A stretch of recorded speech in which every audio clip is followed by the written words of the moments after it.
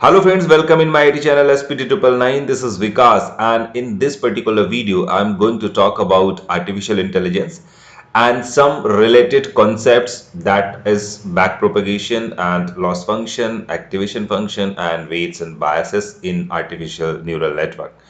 So first of all हम समझेंगे artificial intelligence क्या है. इंट्रोडक्शन में डेफिनेशन वाइज अगर आप समझें तो एएनएन बेसिकली एक well structured network of perceptron है. जो हम लोगों ने प्रीवियस लेक्चर में परसेप्ट्रॉन समझा था, उन्हीं परसेप्ट्रॉन्स के कलेक्शन से और उससे हम एक लेयर बनाते हैं और उन लेयर्स के कलेक्शंस को हम बेसिकली एक एएनएन बोलते हैं. तो अभी हम लोग इस वीडियो में एएनएन के बारे में टेक्निकल कॉन्सेप्ट सारे समझेंगे एंड देन मैं आपको एक एनालॉजी, एक एग्जांपल देने वाला हूं जिसमें आप बहुत इजीली ये सारी चीजें समझेंगे और ऐसे समझेंगे कि आप फिर कभी भूलेंगे नहीं. तो रियल लाइफ के एग्जांपल के साथ हम लोग बिल्कुल डायरेक्टली कनेक्ट करके समझेंगे इसको, क्योंकि एआई की फील्ड में जितने भी आप टॉपिक्स या कॉन्सेप्ट देखते हैं they are directly inspired by human brain. Human के ब्रेन की फंक्शनैलिटीज है और हम रियल लाइफ में वो सारी चीजें कर रहे हैं, बस एआई में उन्हीं चीजों को मैथमेटिकली मैप करने की कोशिश की गई है. तो एएनएन बेसिकली परसेप्ट्रॉन के कलेक्शन को बोलते हैं. कई बार हम मल्टीपल लेयर्स के कलेक्शन को एमएलपी यानी मल्टीपल लेयर परसेप्ट्रॉन भी बोल देते हैं.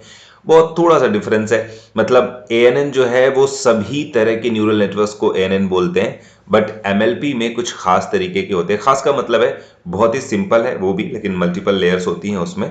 मैं अभी आगे एक स्ट्रक्चर आपको दिखाऊंगा, उसमें मैं दोनों के बीच का डिफरेंस आपको बताऊंगा कि कैसे दोनों डिफरेंशिएट होते हैं. तो आपने प्रीवियस लेक्चर देखा है तो आपने समझा होगा परसेप्ट्रॉन के बारे में. परसेप्ट्रॉन एक सिंगल सेल की तरह काम करता है बायोलॉजिकल न्यूरॉन के, तो जिसके कलेक्शन से बेसिकली एक नर्वस सिस्टम बनता है बॉडी में. तो वैसे ही हम यहाँ पे परसेप्ट्रॉन के कलेक्शन से एक आर्टिफिशियल नेटवर्क बनाने वाले हैं. एक मैथमेटिकल आर्टिफिशियल नेटवर्क है जिसे हम आर्टिफिशियल न्यूरल नेटवर्क कहते हैं, जो लीनियर और नॉन लीनियर दोनों तरह के डेटा पे बिल्कुल वैसे ही काम करने की कोशिश करता है जैसे कि हमारा ह्यूमन ब्रेन करता है. तो आप देखिए, जब परसेप्ट्रॉन्स को हम इस तरीके से कलेक्ट करके ऑर्गेनाइज करते हैं तो इसी को हम बेसिकली एएनएन कहते हैं, न्यूरल नेटवर्क कहते हैं. और यहाँ पे मल्टीपल परसेप्ट्रॉन है, इसी को हम एमएलपी भी कह देते हैं, मल्टीपल परसेप्ट्रॉन्स. तो इसमें बहुत सारी अलग अलग लेयर्स हैं और ये स्ट्रक्चर अलग अलग तरीके का हो सकता है. कई सारी लेयर्स हो सकती हैं, सिंगल लेयर हो सकती है, इनपुट आउटपुट लेयर हो सकती है, एंड हर एक लेयर में multiple perceptrons, any number of perceptrons हो सकते हैं. तो ये स्ट्रक्चर कुछ इस तरीके का हो सकता है या फिर कुछ इस तरीके से आपको दिखाई दे सकता है.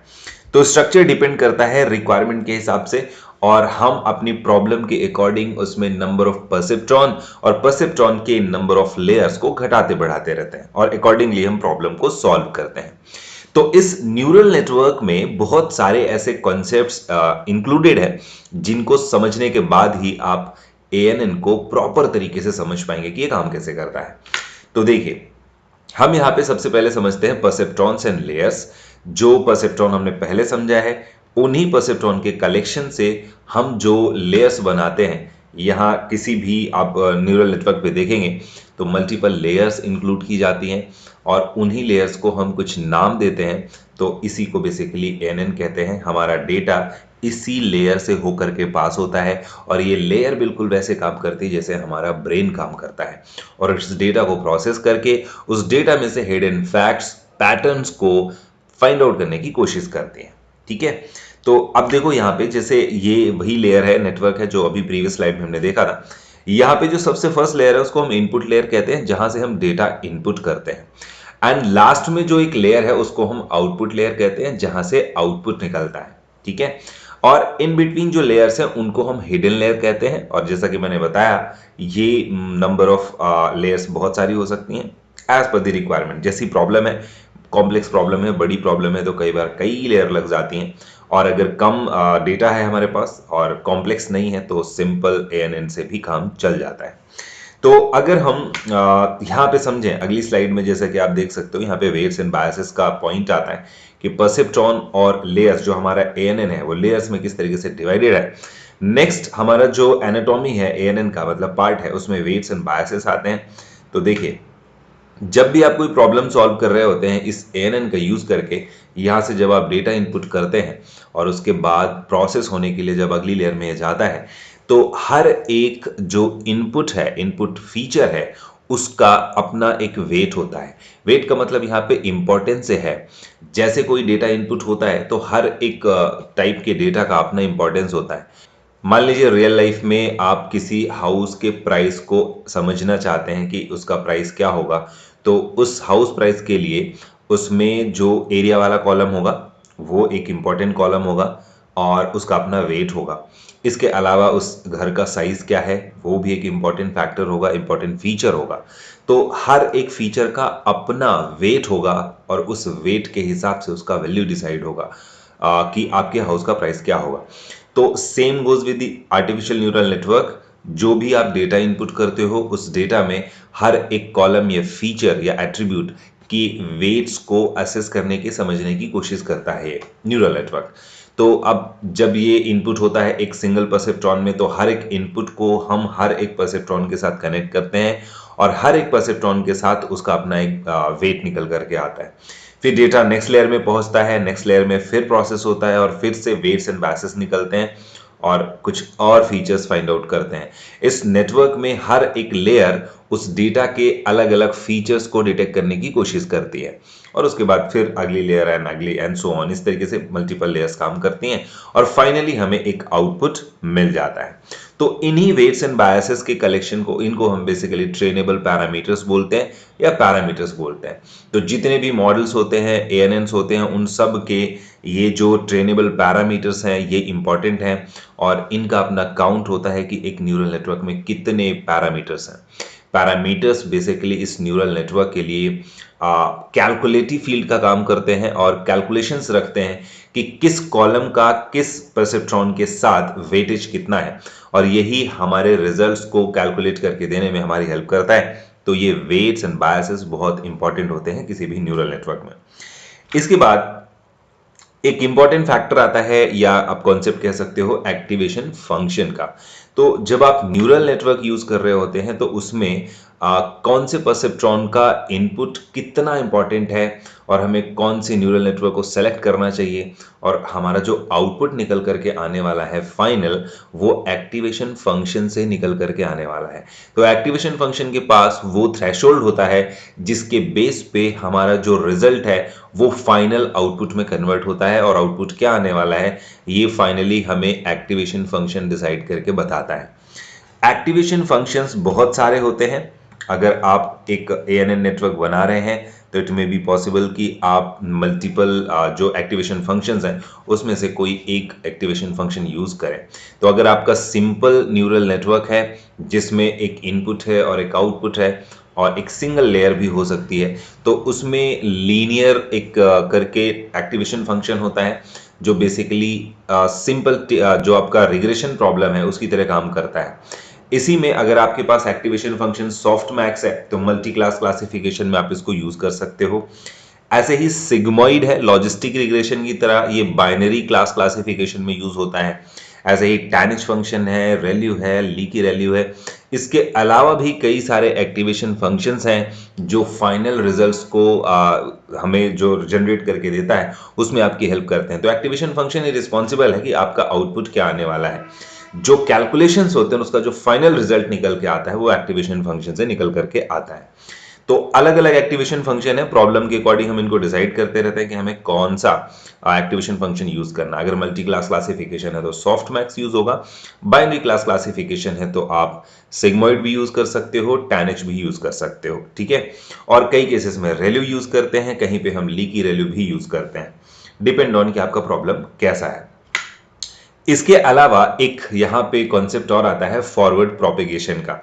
सी आपके पास जो न्यूरल नेटवर्क है उसका जो बेसिक फंक्शन है, उसी बेसिक फंक्शन को जो कि लेफ्ट टू राइट परफॉर्म होता है स्टेप बाय स्टेप सारी लेयर्स में, उसी को हम फॉरवर्ड प्रोपेगेशन कहते हैं। मतलब यहाँ पे देखिए, जब आप डेटा को इनपुट करते हो तो इनके वेट्स एंड बायसेस कैलकुलेट होते हैं। इनिशियली तो रैंडमली हम कुछ भी वैल्यू रख देते हैं, 0 रखते हैं और आगे बढ़ते हैं तो हम यहाँ पे कैलकुलेशन परफॉर्म करते हैं। एक्टिवेशन फंक्शन कुछ फाइनल रिजल्ट निकाल के देता है। हर एक लेयर के हर एक परसेप्ट्रॉन के साथ एक्टिवेशन फंक्शन लगा होता है। आगे जब वैल्यूज बढ़ती हैं कैलकुलेट होती हुई हर एक लेयर में हर एक परसेप्ट्रॉन के साथ, तो जब फाइनल रिजल्ट निकल करके आता है तो बेसिकली एक सिंगल स्टेप में ये कैलकुलेशन होकर के जो फाइनल रिजल्ट निकल करके आया, इस प्रोसेस को ही हम फॉरवर्ड प्रोपेगेशन कहते हैं, जिसमें एक बार सारा डेटा यहां से निकलता है और सारे weights and biases one time calculate होते हैं। तो ये जो वन टाइम प्रोसेस है ना, इसी को हम फॉरवर्ड प्रोपेगेशन कहते हैं। जबकि ऐसा नहीं है कि आपका फॉरवर्ड प्रोपेगेशन जो है वो हमेशा रिजल्ट सही दे वन टाइम में, क्योंकि हमारे पास हंड्रेड्स ऑफ रिकॉर्ड्स होते हैं। तो हम हर एक रिकॉर्ड में इस न्यूरल नेटवर्क को चलाते हैं। तो एक न्यूरल नेटवर्क जब एक रिकॉर्ड के लिए एक बार चलता है तो उसको फॉरवर्ड प्रोपेगेशन कहते हैं, और जब हम दोबारा किसी दूसरी रो के लिए, दूसरे रिकॉर्ड के लिए इस नेटवर्क को चलाते हैं, इस नेटवर्क में उसको पास करते हैं, तो वो दूसरा फॉरवर्ड प्रोपेगेशन है। तो अब जब मल्टीपल फॉरवर्ड प्रोपेगेशन होते हैं तो उनके बीच में कुछ डिफरेंसेस आते हैं। जब एक बार न्यूरल नेटवर्क चलेगा और एक बार फॉरवर्ड प्रोपेगेशन होगा तो इन सभी के रिजल्ट्स काउंट होकर के आएंगे, वेट्स निकल करके आएंगे। बट जब आप दूसरा रिजल्ट यहां पे रखोगे तो उसे पता चलेगा कि प्रीवियस वाले जो वेट्स हैं उसके अकॉर्डिंग दूसरे वाले रिकॉर्ड का जो रिजल्ट है वो मैच नहीं कर रहा है, तो वो फिर से इन वेट्स एंड बायसेस को अपडेट करेंगे और दोबारा हमें वेट्स एंड बायसेस मिलेंगे और रिजल्ट से मैच कराया जाएगा। फिर जब थर्ड रिकॉर्ड आएगा तो अगेन देखेंगे कि थर्ड वाले रिकॉर्ड से जो हमारा रिजल्ट है उसके हिसाब से वेट्स एंड बायसेस मैच नहीं कर रहे हैं, तो ये अगेन उनको अपडेट करेगा। तो ये जो रिजल्ट्स को चेक करने के बाद वापस जाता है और इन सारे जो वेट्स एंड बायसेस हैं इनको बैकवर्ड मैनर में अपडेट करता है, सो दैट रिजल्ट्स को करेक्ट किया जाए और सही weights and biases find out कर पाए हम हर एक फीचर का। इसी को हम बैक प्रोपेगेशन कहते हैं, जो हमारा अगला टॉपिक है। तो बैक प्रोपेगेशन का मतलब ये हुआ कि हमारा जो न्यूरल नेटवर्क है वो फॉरवर्ड प्रोपेगेशन करके एक रिजल्ट निकालता है, और जब वो रिजल्ट मैच करता है तो एक्चुअल रिजल्ट से मैच ना होने पर वापस आकर के वेट्स एंड बायसेस को अपडेट करता है for next record, and every record ये again and again backward manner में आके सारे वेट्स एंड बायसेस को अपडेट करता है लास्ट रिकॉर्ड तक, और ऐसा करके वो सही correct weights and biases calculate करने की कोशिश करता है। मतलब कि रिवर्स ऑर्डर में आकर के वैल्यूज को अपडेट करना, सो दैट रिजल्ट्स मैच हो सकें। ठीक है, तो ये बैकवर्ड एंड फॉरवर्ड प्रोपेगेशन है जो बेसिकली इस न्यूरल नेटवर्क में कैलकुलेशंस का काम करते हैं। इसके बाद लॉस फंक्शन है। एक बार जब फॉरवर्ड प्रोपेगेशन चलता है तो रियल वाली जो हमारी रिजल्ट वैल्यू है उससे कितना डिफर है हमारा रिजल्ट, ये चीज बताने के लिए लॉस फंक्शन होता है कि आपकी कितनी एरर आई या कितना लॉस हुआ। तो लॉस फंक्शन भी बहुत सारे होते हैं। सी, a loss function in deep learning is mathematical function that measures the difference between the predicted output of neural networks and the actual target value। तो एक्चुअल टारगेट क्या है और प्रेडिक्शंस क्या है, उसके बीच में जो डिफरेंस है उसी को हम लॉस फंक्शन बेसिकली कह देते हैं।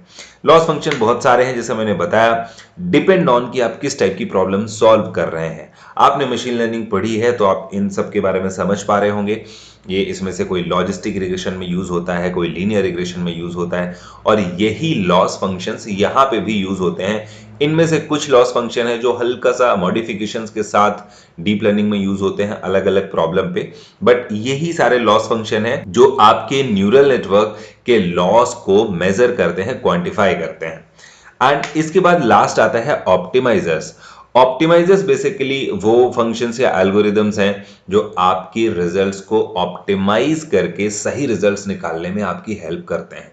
आपका लर्निंग रेट डिसाइड करते हैं कि आपका जो मॉडल है, न्यूरल नेटवर्क है, वो कितना एक बार में सीखेगा, लर्न करेगा, सो दैट जल्दी से जल्दी वो कन्वर्ज कर पाए और सही रिजल्ट्स निकाल पाए। रिजल्ट का मतलब होता है यहाँ पे न्यूरल नेटवर्क के वेट्स एंड बायसेस, वो सही वेट्स एंड बायसेस निकाल पाए।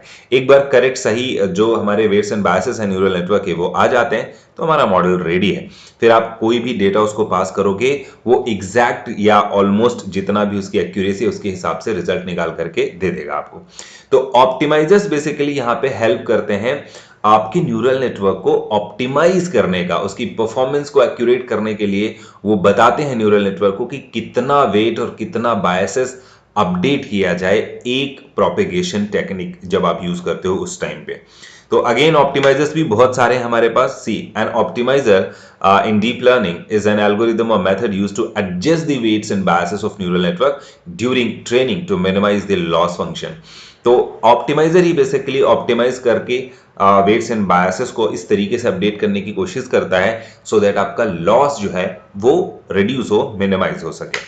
तो देखिए हमारे पास बहुत सारे लॉस फंक्शन ऑप्टिमाइजर्स हैं। इसमें से एडम काफी पॉपुलर है और सबसे ज्यादा यही यूज होता है और हम लोग भी यही यूज करेंगे। तो आई थिंक ये टेक्निकल जो एक्सप्लेनेशन मैंने आपको दिया है उसका एक हाई लेवल ओवरव्यू आपको मिला होगा कि आपके पास क्या क्या चीजें हैं। आपके पास बैक प्रोपेगेशन है, फॉरवर्ड प्रोपेगेशन है, आपके पास लॉस फंक्शन है, एक्टिवेशन फंक्शंस हैं एंड वेट्स एंड बायसेस हैं। ये बेसिकली आपके आर्टिफिशियल न्यूरल नेटवर्क का पार्ट होते हैं। अब मैं आपको एक रियल लाइफ एग्जांपल देता हूं। अभी ये टेक्निकलिटीज आपको आई थिंक समझ में नहीं आई होंगी, लेकिन एक रियल लाइफ एग्जांपल के साथ आप बहुत अच्छे से इसको रिलेट कर पाओगे और फिर कभी आप भूलोगे नहीं इसको। तो आप सबने कभी ना कभी क्रिकेट खेला होगा। तो जब आप क्रिकेट खेलते हैं, देखिए जो हमारा न्यूरल नेटवर्क है वो बिल्कुल हमारे ब्रेन की तरह काम कर रहा है। तो ब्रेन भी हमारा ट्रेन हो रहा होता है।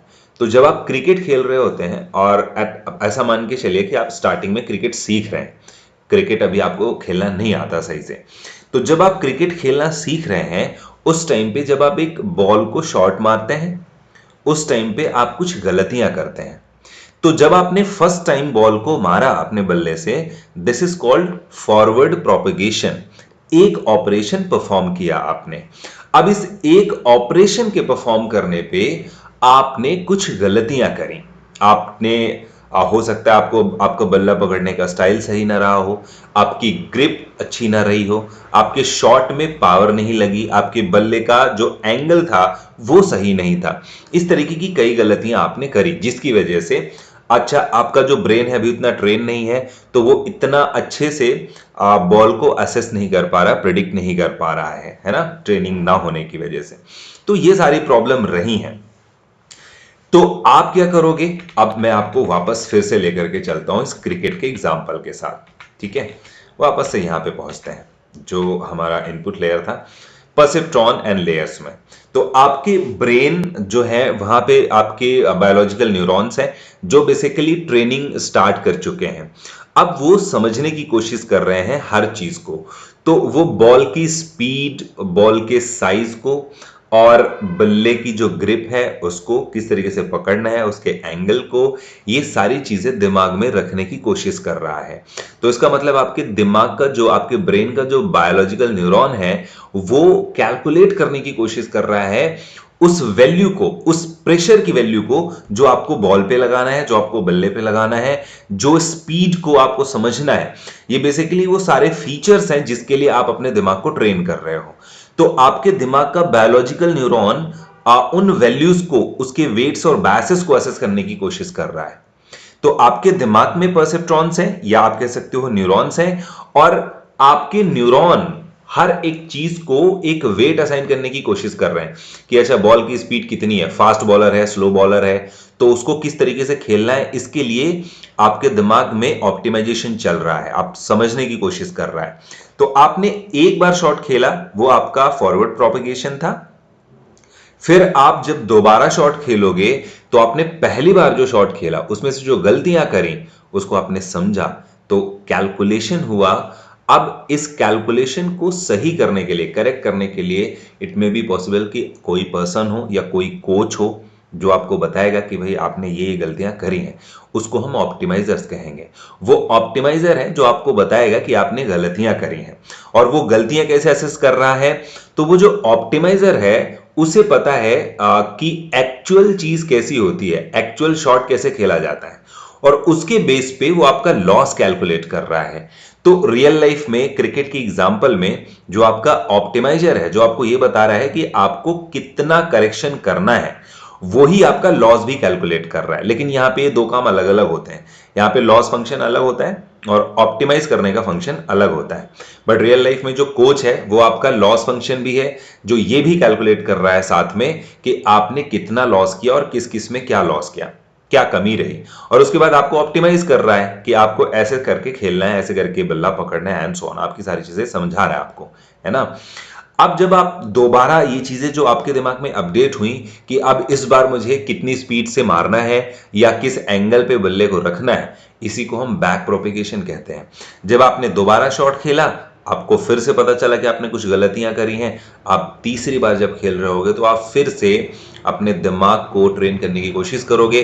That means you are trying to update so weights and biases. आप अगेन बल्ले, बॉल, उसकी स्पीड, इन सब चीजों को अलग अलग वेट और बायसेस असाइन करने की कोशिश कर रहे हो, और इसी को बैक प्रोपिगेशन कहते हैं। एक बार शॉट खेलना फॉरवर्ड प्रोपिगेशन है, सिंगल ऑपरेशन जो सारी लेयर्स में डेटा पास हुआ है और एक ऑपरेशन परफॉर्म हुआ है। अब उस ऑपरेशन में जो गलतियां निकली कि क्या क्या प्रॉब्लम आई, एक्चुअल वैल्यू से एग्जैक्ट मैच कर रहा है कि नहीं, उसको लॉस फंक्शन कहते हैं, जो ये एरर बताएगा आपको। और अब ऑप्टिमाइजर यहां पे आएगा जो ये बताएगा कि आपको करेक्ट कैसे करना है, और जब आप करेक्ट करके नए वेट्स एंड बायसेस असाइन करने की कोशिश करोगे, इसी को बैक प्रोपेगेशन कहते हैं। अब बात आती है कि ये जो हम लोगों ने एक्टिवेशन फंक्शन पढ़ा, वेट्स एंड बायसेस हम अपडेट कर रहे हैं अपने दिमाग में, हर चीज को एक वेट असाइन करने की कोशिश कर रहे हैं। एक्टिवेशन फंक्शन क्या करता है, लास्ट में जो वैल्यू निकल करके आती है जब आप शॉट मारते हैं ना, तो यहां पे एक्टिवेशन फंक्शन को आप काइंड ऑफ बाउंड्री समझ सकते हो, जो ये डिसाइड करेगा कि आपका रिजल्ट क्या रहा। आपने जो शॉट खेला, आपने जो एक बार शॉट खेला, एक ऑपरेशन हुआ, एक फॉरवर्ड प्रोपेगेशन चला, तो उसका जो फाइनल रिजल्ट रहा वो क्या था। तो वो शॉट में 4 रन बने या 6 रन बने या जो भी था, वो बेसिकली एक्टिवेशन फंक्शन डिसाइड कर रहा है आपके रिजल्ट को। तो आई थिंक ये क्रिकेट के एग्जाम्पल में आपने कुछ चीजों को समझा है, और ये जो प्रोसेस है बेसिकली आप रियल लाइफ में किसी भी काम को सीखते हो तब आप करते हो। आप कार सीख रहे हो, आपको कोई सिखाने वाला है, वो आपका ऑप्टिमाइजर है, और वही आपके लॉस फंक्शन का काम भी कर रहा है। एंड इनफैक्ट कई केसेस में एक्टिवेशन फंक्शन का काम भी वही कर रहा है, जो फाइनली रिजल्ट भी बताता है, और वो करेक्ट भी करता है आपको। आपको ब्रेक सिस्टम के बारे में बार बार समझा रहा है, आपको स्टीयरिंग के बारे में समझा रहा है, आपको एक्सेलरेटर के बारे में समझा रहा है। तो वो ऑप्टिमाइजर है जो बता रहा है कितना सीखना है, और आप अगेन एंड अगेन ऑप्टिमाइज करने की कोशिश कर रहे हो, अपने दिमाग को ये सिखाने की कोशिश कर रहे हो कि ब्रेक का इंपॉर्टेंस क्या है, किस सिचुएशन में ब्रेक का कितना इंपॉर्टेंस है, एक्सेलरेटर का या क्लच का कितना इंपॉर्टेंस है, किस सिचुएशन में कितना इंपॉर्टेंट है। हर चीज का वेट और बायस आपका दिमाग कैलकुलेट करने की कोशिश कर रहा है, और धीरे धीरे करके बैक प्रोपेगेशन टेक्निक आप यूज करते हो, again and again forward propagation करते हो, फिर वापस आके चीजों को ट्रेन करते हो, अपडेट करते हो, नई वैल्यूज रखते हो, फिर आप फॉरवर्ड प्रोपेगेशन अप्लाई करते हो। देन फिर आपको कुछ एरर्स मिलती हैं, लॉस फंक्शन और ऑप्टिमाइजर्स मिलकर के आपको समझाते हैं कि ये आपने इतना लॉस करा है और आपको इतना अपडेट करना चाहिए, फिर आप दिमाग में अपडेट करते हो बैक प्रोपेगेशन। तो वापस आके जो अपडेट्स कर रहे हो ये बैक प्रोपेगेशन है, कितना अपडेट करना है ये ऑप्टिमाइजर बता रहा है, और कितना एरर आया था वो लॉस फंक्शन बता रहा है, और एक फॉरवर्ड प्रोपेगेशन का जो रिजल्ट होता है उसी को हम बेसिकली एक्टिवेशन फंक्शन से मेजर करते हैं कि आपका रिजल्ट क्या आया। So that was the you can say practical and theoretical concepts related to artificial neural network. अब हम इसके बाद प्रैक्टिकल पार्ट में मूव करेंगे। एंड वन मोर थिंग, हम लोग एमएलपी और एएनएन के डिफरेंस भी समझ लेते हैं। सी, एमएलपी जो है वो एएनएन का पार्ट है, मतलब एएनएन जो है वो एक ब्रॉडर कॉन्सेप्ट है। एएनएन के अंडर में एमएलपी, आरएनएन, सीएनएन, सभी तरह के आर्टिफिशियल न्यूरल नेटवर्क आते हैं। तो एएनएन बेसिकली एक अम्ब्रेला टर्म है जिसमें सिंपल से सिंपल लेकर के कॉम्प्लेक्स से कॉम्प्लेक्स टाइप के सारे न्यूरल नेटवर्क आते हैं। बट जो एमएलपी है वो एक special kind of neural network को ही बोलते हैं, और उसमें बस सिंपल फॉरवर्ड प्रोपेगेशन और बैक प्रोपेगेशन टेक्निक अप्लाई हो सकती है। तो ऐसे सिंपल से एएनएन को एमएलपी भी कह सकते हैं, आप एएनएन भी कह सकते हैं। सो बस इतना ही डिफरेंस है। एंड अब हम लोग चलते हैं इसके प्रैक्टिकल कोड को करके देखते हैं। आर्टिफिशियल न्यूरल नेटवर्क बनाने वाले हैं तो रिक्वायर्ड लाइब्रेरीज मैंने यहाँ पे ऑलरेडी इंपोर्ट कर रखी हैं, और एक डेटा सेट मैंने इंपोर्ट करके रखा है जिसमें 100 है इनपुट्स और 10 पैराग्राफ्स है, मतलब 100 इंटू 10 का एक 2 डायमेंशनल डेटा यहाँ पे मैंने इंपोर्ट किया है। और आप चाहो तो इसको यहाँ पे चेक कर सकते हो। दिस इज योर डेटा जिसमें 100 रोज है बेसिकली, और 10 फीचर्स है, मतलब 10 कॉलम्स में डेटा है आपका। और ये है आपका 100 रोज। वन डायमेंशन में है क्योंकि ये आउटपुट कॉलम है। तो इस तरीके से हमने यहाँ पे डेटा कर लिया है प्रिपेयर, और डमी डेटा है। इसके बाद हम सीक्वेंशियल फंक्शन को यहाँ पे कॉल कर सकते हैं। सीक्वेंशियल फंक्शन ही परसेप्ट्रॉन्स की लेयर्स को ऐड करने के लिए यूज किया जाता है, और इनर साइड में जो लेयर्स हम ऐड करते हैं उसके लिए डेंस फंक्शन होता है। तो आप यहाँ पे डायरेक्टली सीक्वेंशियल फंक्शन को कॉल करो, ब्रैकेट लगाओ और इसमें लिस्ट पास करो। अब इस लिस्ट के अंदर आपको पास करना है कि आपके पास कितनी लेयर्स हैं। जैसे सबसे पहले मैंने कहा हमारे पास एक डेंस लेयर बनने वाली है जिसमें हम 32 परसेप्ट्रॉन्स रखने वाले हैं। तो ये हमारी फर्स्ट लेयर है। मैं यहाँ पे अगर दिखाऊं आपको तो आप देख सकते हो, सबसे पहले हमने क्या ऐड किया, हमने ऐड किया 32 परसेप्ट्रॉन्स। तो इस तरीके से एक लेयर हमने ऐड करी, एक हिडन लेयर है जिसमें 32 परसेप्ट्रॉन्स रहने वाले हैं। आउटपुट में हम एक सिंगल रखेंगे और बीच में हम एक 64 की लेयर रख लेते हैं, 64 न्यूरॉन्स या परसेप्ट्रॉन आप कह सकते हो, और एक 128 की। कितनी भी लेयर्स रख सकते हैं एज पर द रिक्वायरमेंट। हमें हाइपर पैरामीटर ट्यूनिंग करनी पड़ती है, दैट मीन्स ये सब चीज़ें चेंज होती हैं, कितने लेयर्स और कितने परसेप्ट्रॉन रखने हैं आपको। आप चेक करते हो अगेन एंड अगेन अलग अलग ट्राई करके कि किस में से ज़्यादा बेस्ट रिजल्ट्स आ रहे हैं। तो यहाँ पे आपको एक्टिवेशन फंक्शन भी बताना होगा, कौन सा एक्टिवेशन फंक्शन लगा रहे हो। तो रेल्यू हम लोग नॉर्मली लगा रहे हैं इनर लेयर्स में। एंड देन एक चीज़ आपको यहाँ पे और बतानी है विच इज इनपुट शेप, कि आप जो डेटा इनपुट करने वाले हो उसका शेप क्या है। तो सिंगल डायमेंशन डेटा है तो 10 कॉमा ब्लैंक करके छोड़ सकते हो आप, इस तरीके से ब्रैकेट क्लोज करके कॉमा। और अगर 2 डायमेंशनल डेटा है तो आप यहाँ पे सेकेंड वाला डायमेंशन दे दोगे, और 3 डायमेंशनल डेटा जैसे कि कोई इमेज वगैरह है तो यहाँ पे 3 डायमेंशंस पास करते हैं हम इमेज के डायमेंशंस पिक्सेल्स में। तो फिलहाल हमारे पास सिंगल डायमेंशन डेटा है तो हमने इस लेयर में इतना ही रखा। एंड देन डेंस लेयर एक बार हमने फिर से ऐड करी और यहाँ पे हमने 64 इस बार परसेप्ट्रॉन्स रखे हैं। एक्टिवेशन फंक्शन हमारा अगेन रेल्यू रहने वाला है, ठीक है। और इसमें बस और कुछ ऐड नहीं करना है, हमने यहाँ पे कॉमा लगाया और ऐसे ही एक डेंस लेयर हम फिर से ऐड कर रहे हैं 128 लेयर्स की। एक्टिवेशन फंक्शन हमारा यहाँ पे भी रेल्यू रहने वाला है, ठीक है। इसको क्लोज कर दीजिएगा एंड देन कॉमा लगा के लास्ट एक आउटपुट के लिए ऐड करिएगा लेयर जिसमें सिंगल परसेप्ट्रॉन रहने वाला है। इसका जो एक्टिवेशन फंक्शन है वो हम लीनियर रखेंगे क्योंकि हमारी जो प्रॉब्लम है वो लीनियर है, सिंपल लीनियर रिग्रेशन मॉडल की प्रॉब्लम है। तो लास्ट वाला जो हमारा सिंगल वैल्यू है वो रिजल्ट फाइनलाइज करेगा, तो वहां पे सिंपल लीनियर फंक्शन आप लगा सकते हो, ठीक है। इसके बाद हम इसको रन कर देंगे। हमारा सीक्वेंशियल फंक्शन रन हो चुका है। आप इसको चाहो तो एक वेरिएबल में स्टोर कर लो, ये हमारा मॉडल बन गया। अभी मॉडल को कंपाइल करते हैं, तो मॉडल डॉट कंपाइल यहाँ पे आप रखो, देन ऑप्टिमाइजर। अब यहाँ पे ऑप्टिमाइजर डिसाइड करेंगे। तो एडम मैंने बताया था पॉपुलर है और मेनली यही यूज होता है, सबसे बेटर यही है फिलहाल। तो लॉस फंक्शन भी आप बता दो साथ में, जैसे हमने कहा एमएससी ये यूज करेंगे। अच्छा, मैट्रिक्स में कुछ और भी चीजें कैलकुलेट करनी है आपको तो वो भी ऐड कर सकते हो। जैसे हमने कहा कि मीन एब्सोल्यूट एरर भी कैलकुलेट करना पड़ सकता है हमें, है ना, वो भी हम यहाँ मैट्रिक्स में ऐड कर सकते हैं। तो आप मॉडल को कंपाइल करते टाइम पे चीजें बताते हो, लॉस फंक्शन कौन सा रहेगा एंड ऑप्टिमाइजर कौन सा रहेगा। क्योंकि लीनियर प्रॉब्लम है इसलिए हमने यहाँ पे एमएससी और एमएई जैसे लॉस फंक्शंस यूज करे हैं, ठीक है। इसके बाद आप इसको रन कर सकते हो। तो ये कंपाइल हो गया है। यहाँ पे कुछ एरर है, एक एक्स्ट्रा ब्रैकेट है, इसको हमने रिमूव किया एंड अगेन इसको रन किया। अभी मॉडल को हम फिट करते हैं अपने डेटा के साथ, तो हम यहाँ पे कॉल करेंगे मॉडल डॉट फिट और डेटा पास कर देंगे एक्सट्रेन कॉमा वाई ट्रेन, ठीक है। और अब यहाँ पे बताओ इपॉक्स, इपॉक्स का मतलब कितने इटरेशंस चलाने वाले हो आप, ठीक है। हमारे पास हमने कहा 50 इटरेशंस में इसको हम चेक करेंगे। एंड आप बैच साइज भी यहाँ पे दे सकते हो। बैच साइज क्या होता है, बेसिकली जब आपके पास बहुत सारा डेटा हो तो आप डेटा को बैचेस में डिवाइड करके पास करते हो, ठीक है। तो हमने कहा 10 के बैचेस आप बना लेना और यहाँ से डेटा को हम फिट कर देते हैं। यहाँ पे इपॉक्स लिखना था एंड देन अगेन इसको आप रन कर दो। तो देखिए 1 of 50 इपॉक्स चल चुका है, एक एक करके ये सारे इपॉक्स रन करेगा। एंड फाइनली जब ये रन हो कंप्लीट तो हमें क्या करना है, इसके आउटपुट को चेक करने के लिए एक बार फिर से हम टेस्ट डेटा बनाते हैं।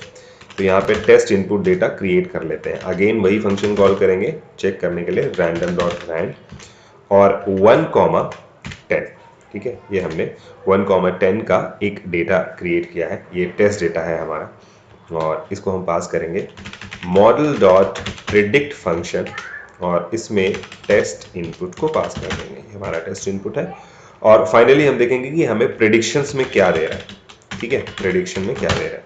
ये एरर वगैरह हम करेक्ट कर लेते हैं एंड देन हम इसको रन कर देते हैं। तो हमें प्रेडिक्शंस मिल जाएंगे। आप चाहो तो इस प्रेडिक्शन को यहाँ पे प्रिंट करके देख सकते हो उसने क्या प्रेडिक्ट किया है। तो इसने उस वैल्यू के लिए 0,063 प्रिंट किया है।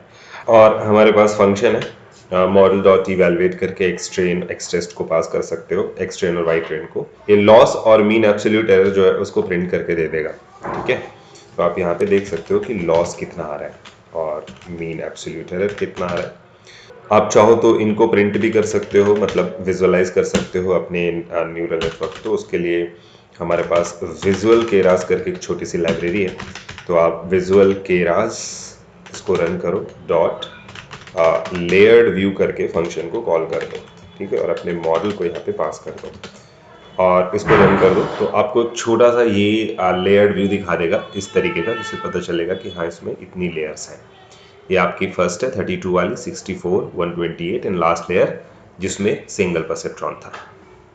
So yes guys, that was all about artificial neural network and I hope you got a good overview about that, and like, share and subscribe the channel, and thanks for watching.